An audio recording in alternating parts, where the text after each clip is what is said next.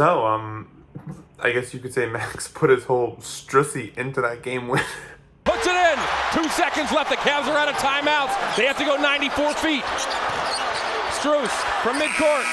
Oh! Do you believe this? Imagine being a Mavericks fan or Mavericks player in that moment where Luka has another insane performance. You're on your way to stealing this super impressive road victory over one of the hottest teams in the NBA. PJ Washington is the one who puts in that like quasi dunk layup, and that feels so validating because it's like, look at this guy that we traded for who just made this massively impactful play to win us this big game. It's gonna happen. Cleveland has no timeouts. Okay, the ball doesn't find its way to Donovan Mitchell. It doesn't even find its way to Darius Garland. It's Max Strus from 59 feet.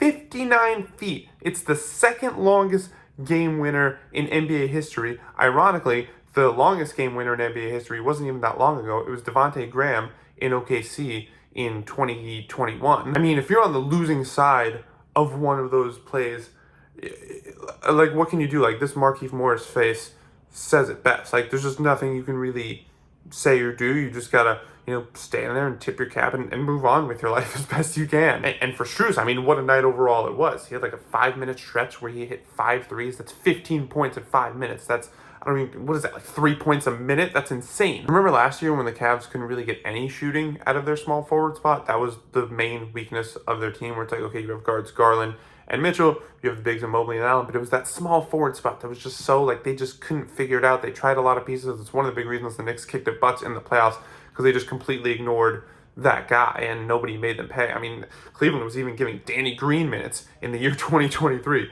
which is hilarious, and it's hilarious to think about every time I rewatch highlights from that series. So, like, in a weird way, I don't know if full circle is the right term, but it definitely feels like very validating that the guy you brought in to fill that specific need, first of all, hits those 5 threes. Again, 5 threes in 5 minutes, but then is also the one to sink that game winner. I imagine that has to be such a nice feeling for Cleveland and their fans. And unfortunately, I also imagine that Heat fans are going to take credit for, like, instilling the Heat culture, so like instilling like a desire to be great and Strus and blah, blah, blah. But yeah, if you're a Mavs fan, tell me how that felt, because that looked like it hurt, like, a lot.